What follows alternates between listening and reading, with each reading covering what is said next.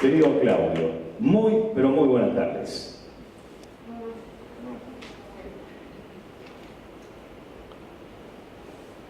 Hola, buenas tardes a todos.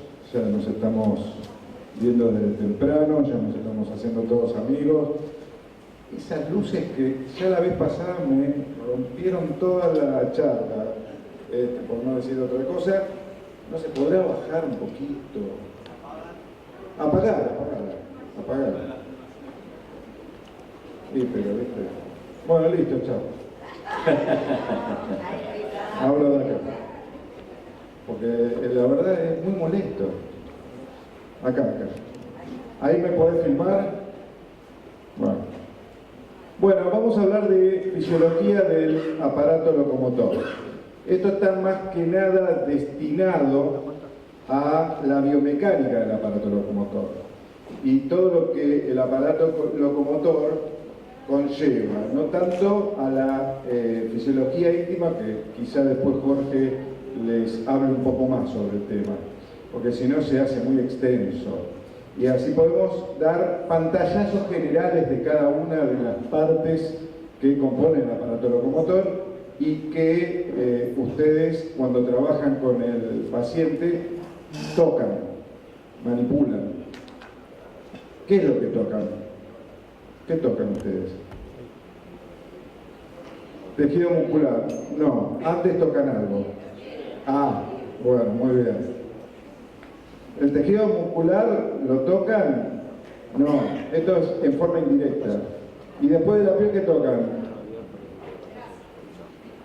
Antes de la grasa, tejido celular, tejido subcutáneo. Entonces viene piel, tejido subcutáneo, grasa, y después ¿qué tocan? Aponeurosis, ahí me gustó. Aponeurosis, fascias. Y esto es importante porque parece que es una cosa que lo sabemos todos, pero en realidad no lo tenemos muy en cuenta. Y las fascias, hoy por hoy, en fisioterapia, en kinesioterapia, se utiliza esto como método terapéutico. Y conocer las fascias es importante. Pero primero es importante conocer cómo se mueve una articulación, porque hoy me entero de que para hacer el masaje primero le movemos una articulación, si no, no sabemos qué masaje le vamos a hacer. Entonces esto sirve para aprender mutuamente. Entonces, si no sabemos qué movimiento tiene esa articulación, ¿qué le vamos a mover? ¿Qué le vas a mover? Si una articulación tiene 60 grados de movimiento y vos le haces 80 grados, vas a estar en problemas.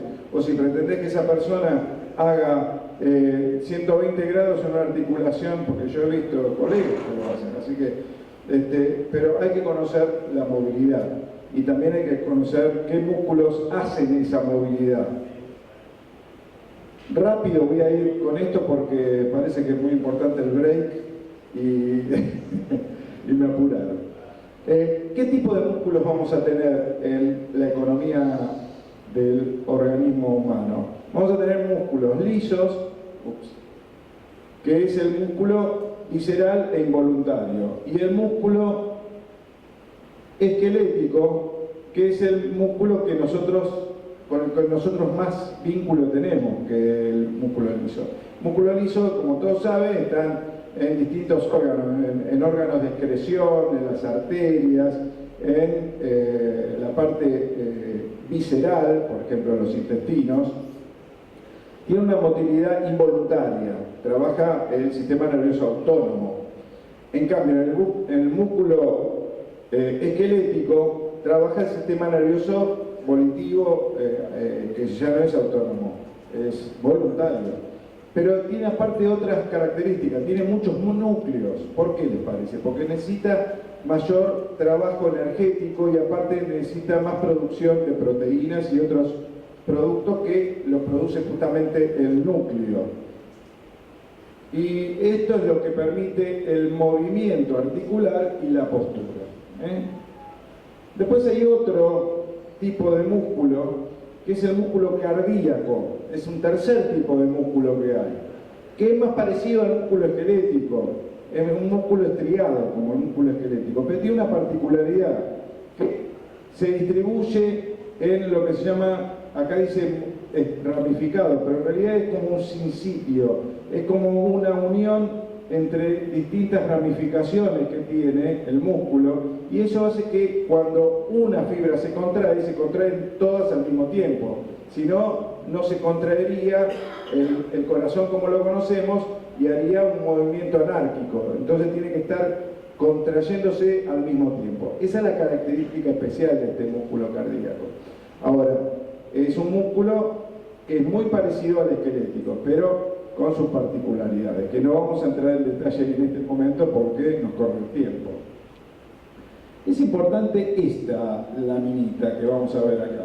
¿Por qué? Porque cuando hay lesiones de este órgano que se llama músculo, hay lesiones que pueden estar a nivel macro, como ser en el fascículo, que es un grupo de fibras musculares. El fascículo es un grupo de fibras, por ejemplo, cuando hablan de desgarro fascicular, es un desgarro grande. Pero ahora cuando hablan de un desgarro fibrilar, es un desgarro más chico, no menos importante, pero más chico, porque puede ser multifibrilar. Puede ser de una fibra de acá, de otra más allá, entonces también, y esto es como el calzoncillo que usábamos los viejos cuando teníamos antes, viste eso de tela, que te agachás, se te rompía, y te agachabas más, se te seguía rompiendo. Bueno, así pasa con el desgarro, ¿eh? Los más viejos me entienden. A ver quién se ríe. Bueno, la miofibrilla es todavía un componente más pequeño del músculo. Los miofilamentos es la mini composición de esto. Los miofilamentos son el elemento mínimo que tiene el músculo, que ahora vamos a verlo en el microscopio, en un corte longitudinal y en un corte transversal. Así es como cuando cortás el bife de chorizo, lo cortás atravesando el músculo. Que, no sé si saben que el bife de chorizo, no sé si saben que el bife de chorizo es músculo. ¿Sabían eso? Ah, bueno, pues se come músculo usted, antropófagos. Y tenés dos tipos de filamento, el de miosina y el de actina, uno grueso y el otro finito. Entre ellos, cuando hay contracción, se contraen por estos filamentos, que uno se superpone al otro y hace que entre los dos haya un acortamiento de esos filamentos. Y esto hace que en conjunto se contraiga todo el músculo. ¿Me siguieron hasta acá más o menos? ¿Sí? Si no, me paran, me dicen. Bueno. Entonces, esa unión de esos filamentos forma una estructura, una microestructura, que es la principal y es la unidad funcional del músculo, que es el sarcómero. El sarcómero, entonces, definición de sarcómero para el examen que le vamos a tomar al final del simposio. Saquen una hoja, tema 1, tema 2, tema 1. Es el sarcómero cuyos filamentos finos son la actina y las otras no son tan importantes. Si se acuerdan de actina, me alcanza en el examen. Y el de los filamentos gruesos es el de miosina. En el examen también va a estar, Walter también va a estar como alumno. Así que va a tomarse también el examen a Walter. Bueno, acá lo ven en un dibujo un poquito más agraciado. ¿Ok? Bien, bueno, esto ya es lo que quizá va a hablar un poco más Jorge, porque si no, no terminamos más, pero la contracción es merced a la secreción de calcio, y ese calcio hace que se active el sistema de contracción del músculo. Entonces, llega el calcio al sarcómero. Este es un sarcómero que está abierto, todavía está en una semi-relajación. Ustedes saben que el músculo nunca está en relajación total, está en una semi-contracción permanente. Eso se llama tono muscular. Muy bien, ese es un alumno que sabe. Bueno, y entonces, cuando hay un estímulo, hay secreción de calcio, y ese calcio hace que, a través de la neurotransmisión nerviosa, la placa neuromotriz, llega al músculo y se contrae el sarcómero achicando estas microfibras, miofibrillas.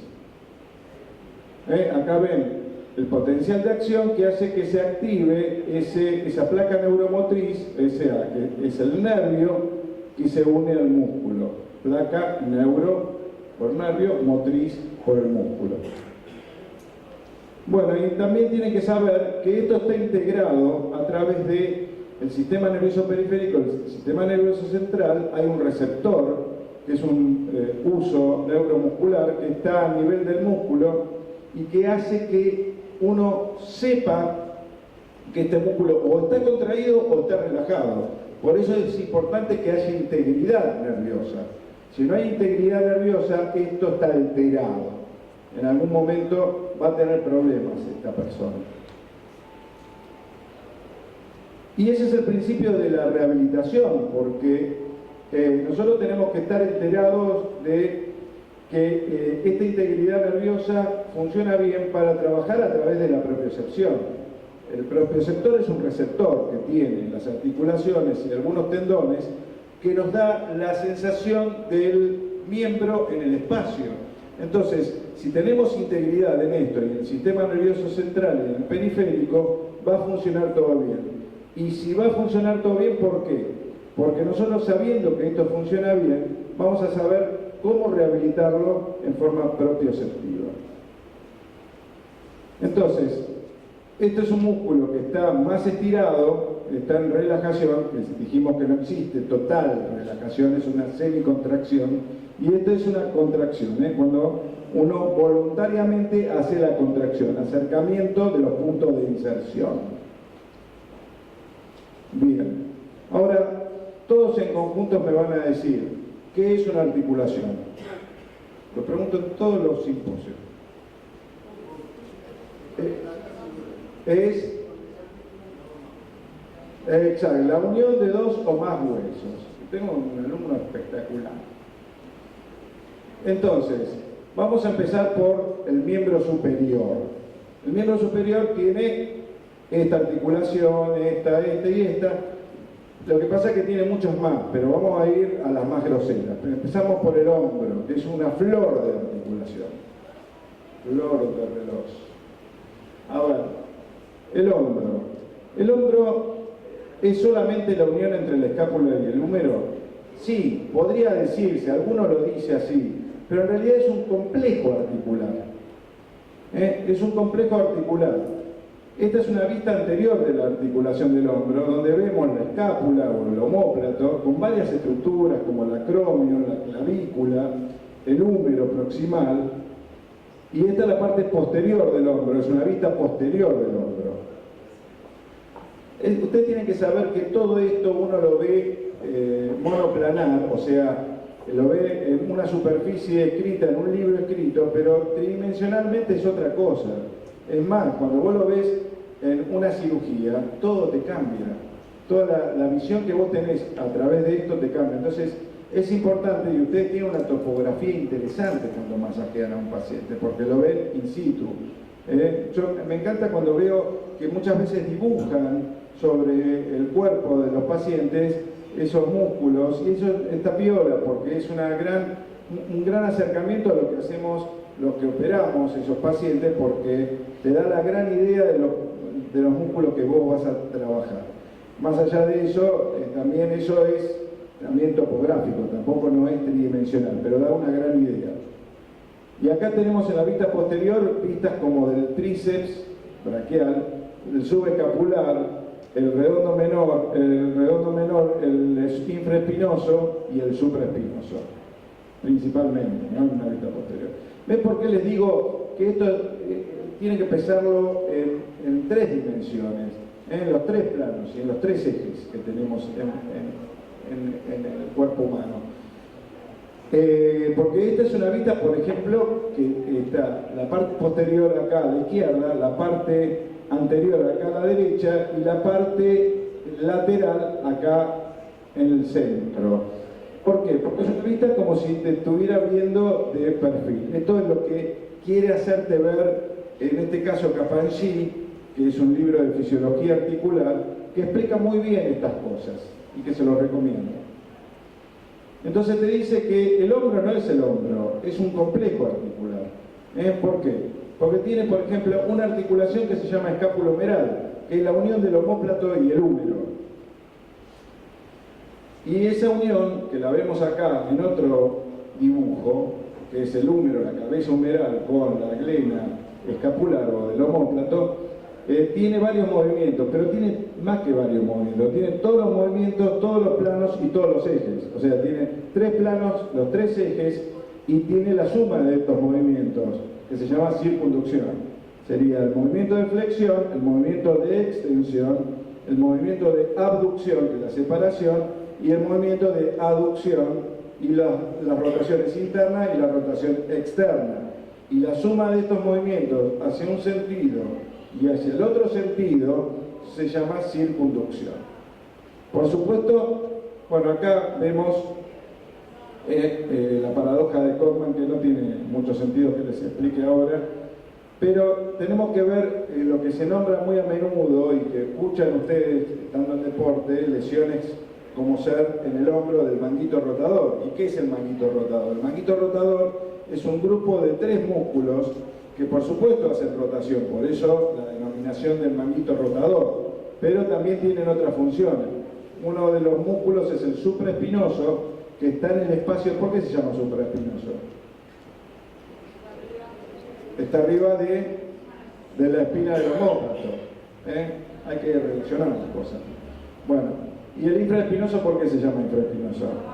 Muy bien, ya creo que el examen va a ser más fácil. Bueno, entonces el supraespinoso está arriba de esto que se llama espina del omóplato. Y esto es el infraespinoso, que está debajo de la espina del omóplato. ¿Qué es? Si tocas el omóplato, es esto, acá arriba. A ver, dame una hoja. Déjate una hoja, por favor. Antes de la Navidad. Gracias. Gracias. No, ya te puse mejor puntaje en el examen. Si este es el omóplato o escápula, y estamos así, ¿no? Me viene bien que tenga el saco negro. La espina estaría por acá más o menos. Sí, tenemos. Pero no tapes a la gente, agachate. No, bueno, vos parate y vos agachate. Ahí está. La espina estaría acá, más o menos. Y el omóplato es una cosa así. Lo que está por arriba de este artefacto es el supraespinoso. Y el músculo iría de acá a acá, más o menos. Y el infraespinoso iría de acá a acá. Entonces, además de hacer la rotación, que en este caso es la rotación externa, este músculo, el supraespinoso, que está acá arriba,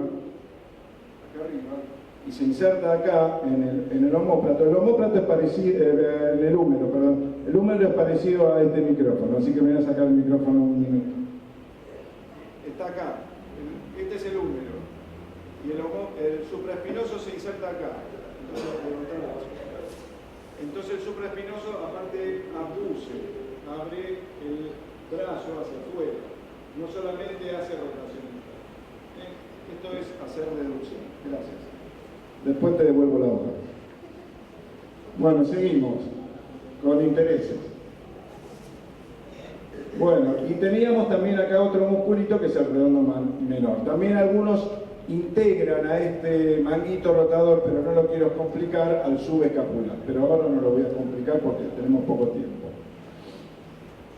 Después hay otra articulación que se llama articulación subdeltoidea o subacromiodeltoidea, le llaman algunos, que es entre el deltoides, que es el músculo que aboveda el hombro, que es el músculo que tenemos, que nos da la formita de hombro así redondo, y el acromio que está acá, y es un espacio más que una articulación. ¿Ves que dice? No es una verdadera articulación. Y acá tenemos una lesión del manguito rotador. Esto es una resonancia magnética donde se ve esto blanquito. En esta secuencia, eso blanco habla de que hay una lesión, que está roto ese tendón, parcialmente o totalmente. En este caso estaba roto totalmente. Después tenemos otra articulación, esta me encanta, que se llama escápulo-torácica. Vamos a usar tu hoja de nuevo. Y vamos a usar también al director. Parece director. Y a vos también tenés. No, pero sentada. Sí, sentado. No, deja que yo me arreglo. Ponete mirándome a mí. Ponete mirándome a mí.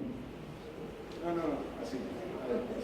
Entonces, acá tenemos la escápula. Ahora voy para allá, Acá tenemos la escápula, y la escápula, entre la escápula y la parrilla costal, tenemos un músculo que se llama serrato mayor. Y ahora le voy a explicar qué hace. Vamos, date la vuelta.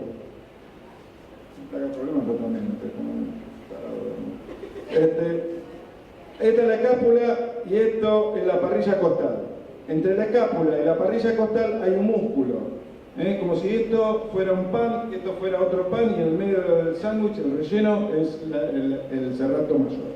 ¿Está? Y ese serrato mayor lo que hace es que la escápula vaya para adelante, para atrás, para arriba, un poquito para abajo, y hace que mueva la escápula. Ahora, después hay otros músculos, porque ¿qué pasa? La escápula está flotando ahí, está suelta. Si no tendría todos esos músculos que lo rodean, estaría ahí boyando. Está en el aire. Esa es la diferencia entre la cintura escapular y la cintura pelviana. Gracias, alumno. ¿Viste que sirvió la escápula? Entonces, esto es una articulación muy importante para el masajista. Porque nosotros hablamos de este movimiento, este serrato mayor, que muchas veces hace muchos movimientos, está medio escondido debajo de la escápula, es el relleno de este sándwich que le conté, y hay que ir a buscarlo. Yo lo vi a Jorge matarse explicando que hay que ir a buscarlo. Entonces ese músculo ya saben lo que hacen, ya sabe dónde está, y el tipo de articulación es cisarcosis. Cisarcosis es porque es una articulación mediada por un músculo. Sarco en griego es músculo. ¿Está? Entonces es importante este músculo para destrabar el hombro. Si no destrabamos este músculo, y mañana lo que van a estar en los talleres, lo vamos a repasar. Pero este músculo es una maniobra que le llamamos pull out, porque si no despegamos el hombro de la parrilla costal, jamás vamos a descontracturar o jamás vamos a desbloquear ese miembro superior. Olvídense, Porque se va a pelar. No. Porque si vos tenés trabado ese músculo, ¿quién preguntó?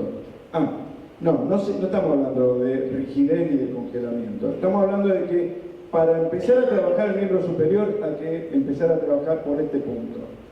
Porque si no empezás a destrabar este músculo, no destrabás nada del miembro superior. Miembro superior hay que empezar a trabajarlo desde ahí, aunque estés trabajando el extensor del dedo pulgar.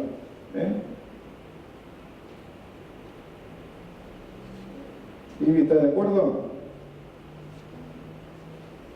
Bueno, entonces esta es la misma vista que yo le mostré acá burdamente, pero visto desde arriba. Me gustó, ¿ves? Acá vos tenés esta paciente o esta persona vista desde el cenit, desde la vista aérea, y acá tenés el músculo serrato mayor uniendo la escápula con la parrilla costal. Si hay algo que no entienden, me paran. Hay otro, todavía no salimos del complejo articular del hombro, o sea que todavía tenemos más articulaciones.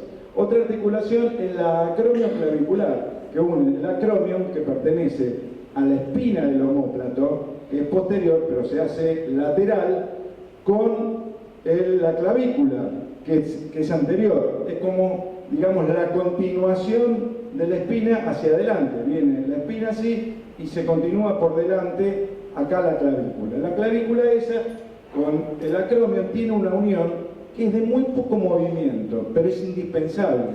¿Por qué? Porque ustedes vieron que los rugbyers, sobre todo el fútbol americano, se rompen o la clavícula o esta articulación. Y siempre viven con la clavícula así, mirando para allá. Nadie se lo opera porque se la van a volver a romper.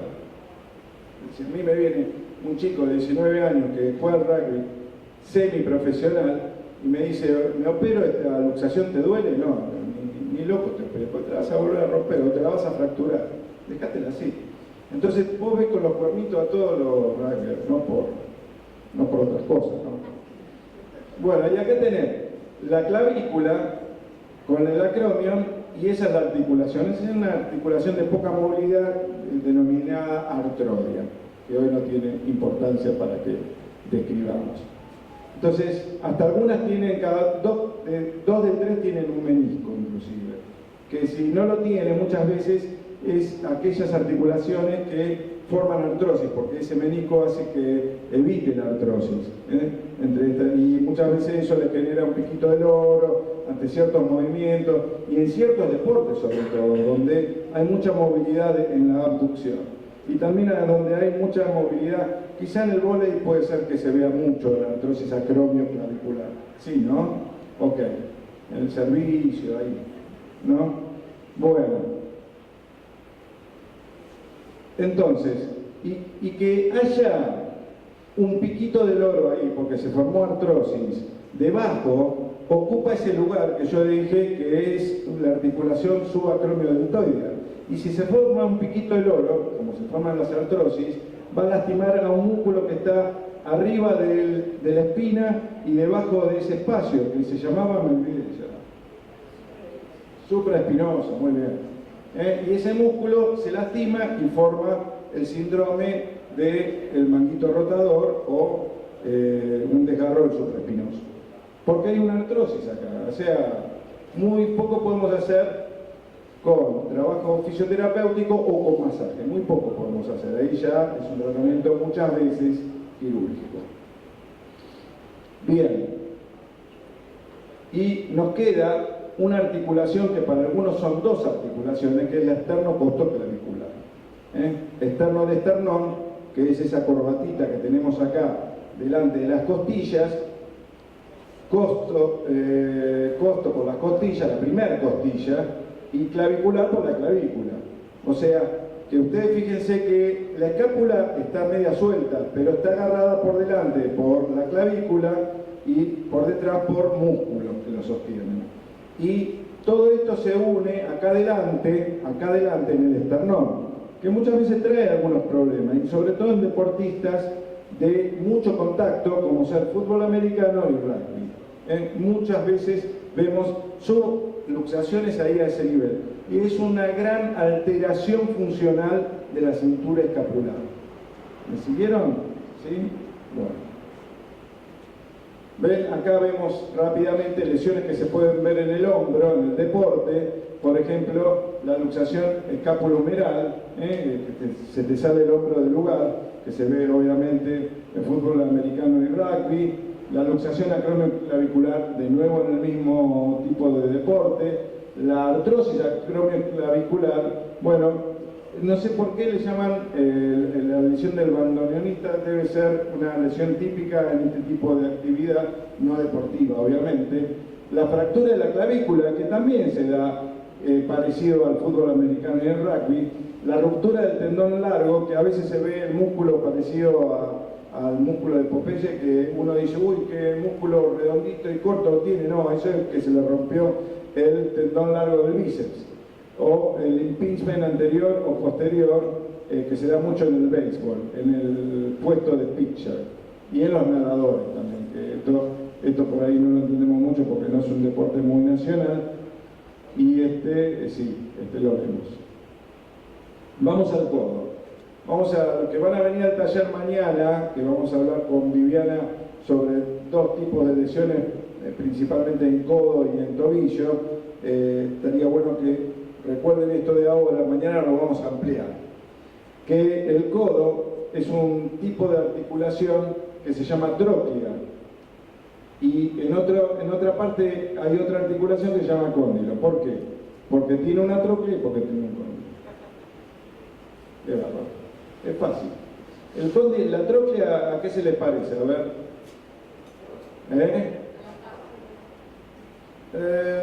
Bien, podría ser, pero la taba es un hueso. Denme otro ejemplo, porque si me dan un ejemplo de hueso con un hueso, estamos mal. Ahí me gustó más. Es como una polea. A mí me hace recordar, ¿se acuerdan a los carreteles de hilo? Bueno, acá hay una mujer, bien, como mi mamá. Un carretel de hilo, eso de madera, que se llama, bueno, eso parece. Bueno, ¿por qué? Porque esa cavidad que tiene la tróclea entra dentro de otra cavidad que se llama cavidad sigmoidea, que es la del cúbito. Y el cóndilo es como una pelotita.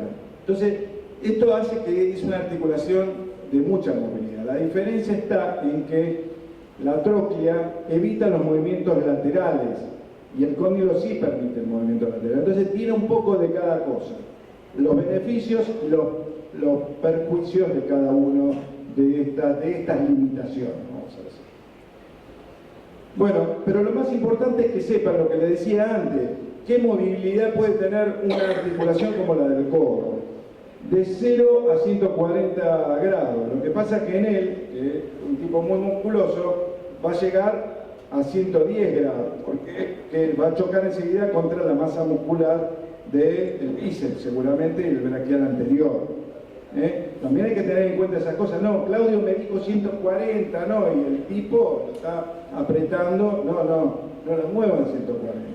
Pero tampoco muchas veces 0, porque a veces yo, por ejemplo, que soy re duro, más duro que una madera, no llego a 0, llego a 10 grados. Entonces, sepan que hay un rango de movimiento que es muy fisiológico, que normalmente es de 100 a 110 grados, y con que mueva a 110 grados ya ese codo es funcional. ¿Ven? De 0 a 10 es normal. Este es mi brazo de hace varios años, ahora es un palito. No, palito. Y acá ves que llega más o menos a 10 grados. Esto tenía más de 10 grados, más duro que una madera. Y llegamos a doblarlo más o menos a 130, 140 grados. Pues yo también tengo mis músculos que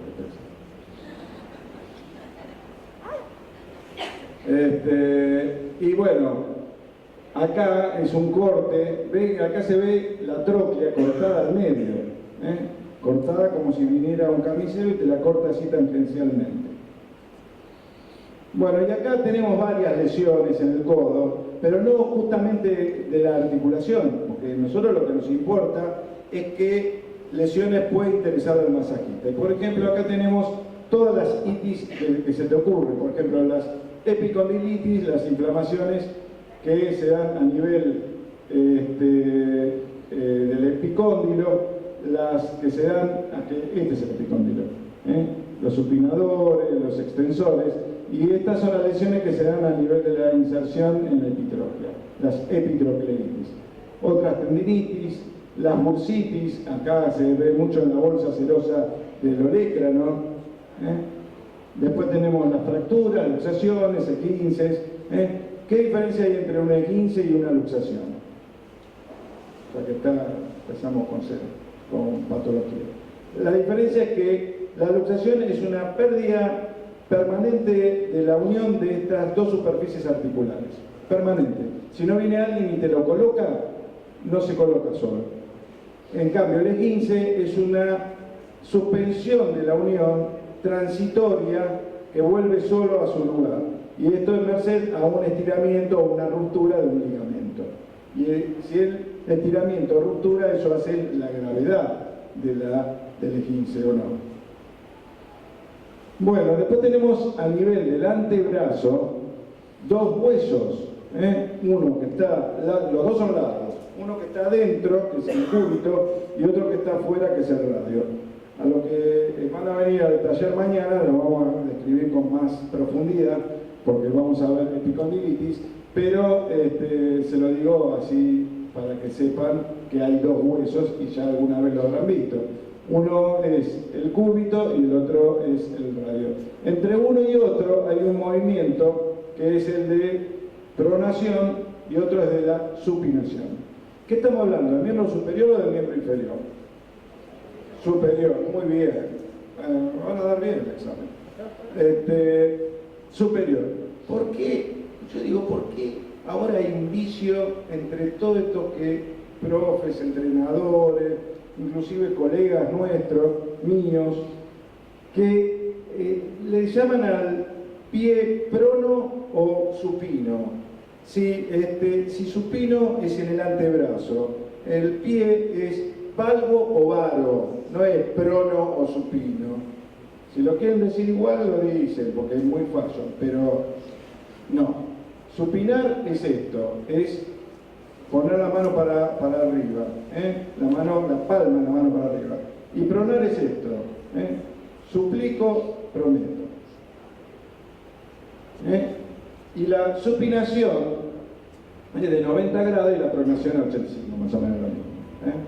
Es ese movimiento que se da entre esos dos huesos, que tiene un límite la pronación porque choca el cúbito sobre el radio, o mejor dicho, el radio sobre el cúbito. Bueno, y esto lo voy a hacer medio rápido porque esto es medio complejo. Acá tenemos otra superficie articular, que es la de la muñeca, que es la radio cubital con la primer fila del carpo, que es el cafoide semilunar piramidal, y el pisiforme está por delante, así que no está en la articulación.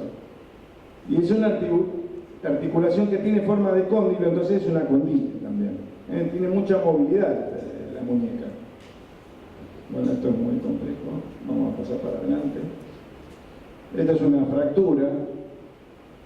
¿Ven cómo cambia la movilidad una vez que se produce la fractura? Esta es una típica fractura de Coles, con la desviación en tenedor hacia atrás. Acá está operada. Esta es una paciente muy famosa que la puedo mostrar porque ya falleció, así que los más viejitos ya la deben haber advertido. Y después está la fisiología articular en la mano, que también la voy a dar muy por arriba, voy a decir algunos detalles porque esto es muy largo de hablar. La mano es todo un capítulo en la biomecánica y en la fisiología articular.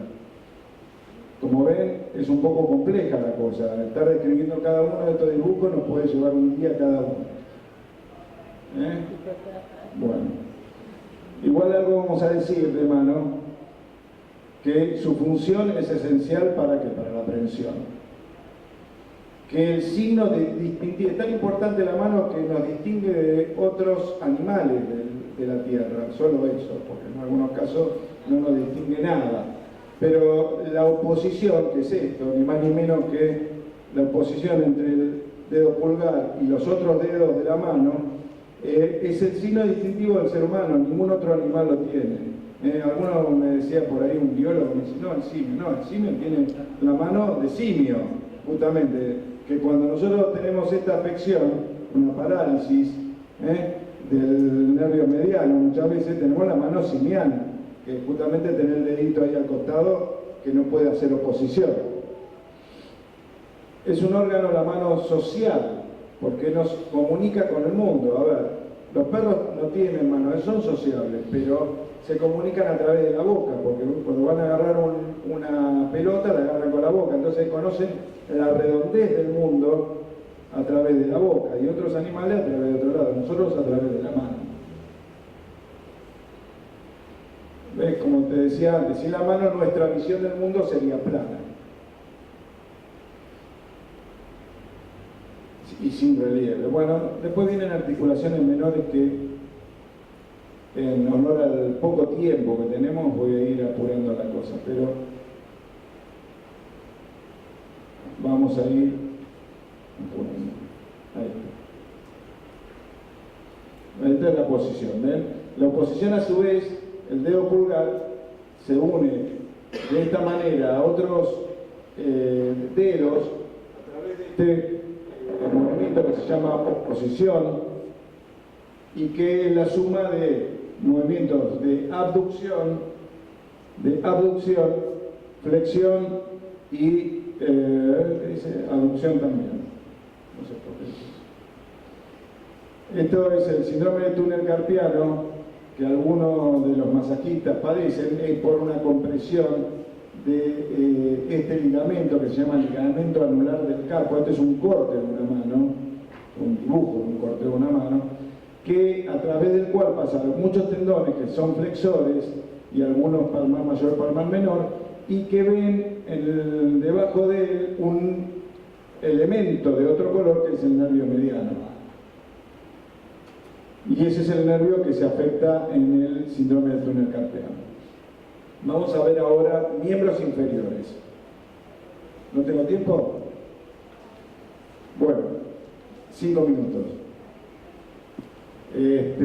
Miembros inferiores. Los miembros inferiores se caracterizan por las articulaciones de cadera, muslo, rodilla, pierna, tobillo y pie y sus articulaciones.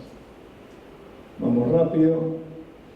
La cadera no es la cintura, como a veces me dicen, me duele la cadera. No, la cadera es la articulación entre, a ver si tengo, acá está, entre la pelvis y la cabeza del fémur.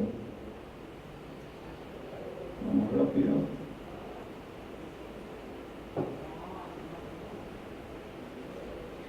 No, porque hay mezcla de algunas cosas, se dan cuenta. Carretería se llama uno, carretería dos. Delante tenemos, esto sí les puede importar, que tenemos un músculo muy importante que se llama cuádriceps, porque tiene 4 vientres musculares. Uno es el vasto externo, el vasto interno, el crural y el recto anterior. Todos terminan a través de un hueso sesamoideo, que es la rótula, a nivel de la tuberosidad anterior de tibia. Y llegamos a la rodilla de esta manera. Y la rodilla es una articulación que también es troqulear y que tiene 2 movimientos. Uno de flexión, que es la flexión, es este movimiento que es aproximadamente de 140 grados, así como en el codo, y la extensión de 0 a 5 grados. Muy parecido al codo. La diferencia es que en vez de mover la flexión para adelante, como es en la mayoría de las articulaciones, la flexión es para atrás. Bueno, tiene 2 cóndilos, 2 meniscos y 2 ligamentos cruzados. Vamos rápido. Este es el tobillo, que tiene como movilidad del dorso hacia el dorso entre 20 y 30 grados y hacia plantar entre 30 y 50 grados. Acá quiero mostrar este corte de tibio, peroné y astrágalo, que está unido por un ligamento, la tibia del peroné, que se llama ligamento de sindesmosis, este ligamento que se llama deltoideo y este ligamento colateral externo, que si sobrepasa el movimiento de esta articulación puede llamarse esguince, que es una de las lesiones muy habituales en el pie. Bueno, el pie dejamos para otra charla y voy a cumplir con un pedido que me dio Walter y la columna un pedido que me hizo Walter, que es simplemente el de baño de contraste. Voy a hablar muy rápido de esto. El baño de contraste es el baño que contrasta entre el calor y el frío. Entonces voy a hablar rápidamente de calor y frío. El calor puede ser dado por todos estos medios, pero lo importante es saber cómo llega, a través de la conversión, que son las radiaciones, la conducción, que es a través de un termóforo, y a través de la convección, que puede ser una onda corta, microondas. Y el efecto terapéutico, que es lo que me interesa, es el aumento de la circulación sanguínea, la relajación muscular y el aumento de la permeabilidad cutánea. O sea que si ustedes le dan calor y le aplican un gel con algún producto, va a penetrar mucho más fácilmente al torrente. También da relajación muscular. Entonces ayuda a la contractura. En cambio el frío se usa como para las espasticidades musculares, para reeducación muscular, para el trauma mecánico, que es lo que primero usamos cuando hay una lesión traumática, y como analgésico, porque inhibe el dolor. Entonces el trauma mecánico trabaja como vasoconstricción refleja, disminuye el edema y no permite la progresión de la inflamación hasta cierto punto. Si vos perpetúas el uso del frío, es peligroso. Y como analgésico, inhibe a los nociceptores y también disminuye a los mediadores por la vasoconstricción. Bien, creo que estamos en tiempo, ¿no? ¿Y para preguntas? ¿Para preguntas? Si quiere hacer ahora un par de preguntas, estamos atrasadísimos. Bueno. Gracias, Doc. Pero igual no fue culpa mía que estamos porque venimos atrasados. Sí. Una preguntita. Sí. Si cabe, y como se suele dar estamos tratando en la formación de los profesionales de hacerles comprender que el masaje es para personas sanas, en especial del deporte, porque decimos no hay nadie sano totalmente. Pero como escuchamos un comentario sobre la fractura de coño, en la última semana de recuperación de esta, mi pregunta es, sobre el SUDER, ¿podemos hacer masaje? ¿Es positivo o no sirve para nada? Acá Jorge pregunta sobre el SUDER. Sí. Primero voy a escribir un poquito. Habla de una patología que tiene que ver con el sistema nervioso autónomo, que es generalmente postraumática, inclusive en algunos pacientes que tienen alguna enfermedad oncológica, un tumor o algo así, se da lo que se llama síndrome de distrofia simpática refleja. La distrofia simpática refleja, o SUDE, se llamaba clásicamente, es una entidad que es un dolor muy importante que los libros lo que dice, la literatura lo que dice es que hay que tratar de no generarle más dolor. Entonces sí puede tratarlo con masaje, lo que sí hay que tener en cuenta que es muy dolorosa y que los americanos dicen pain is gain, dolor es ganancia. Y en este caso es todo lo contrario. Acá no hay que hacer doler porque se aumenta el reflejo doloroso anormal del sistema nervioso simpático.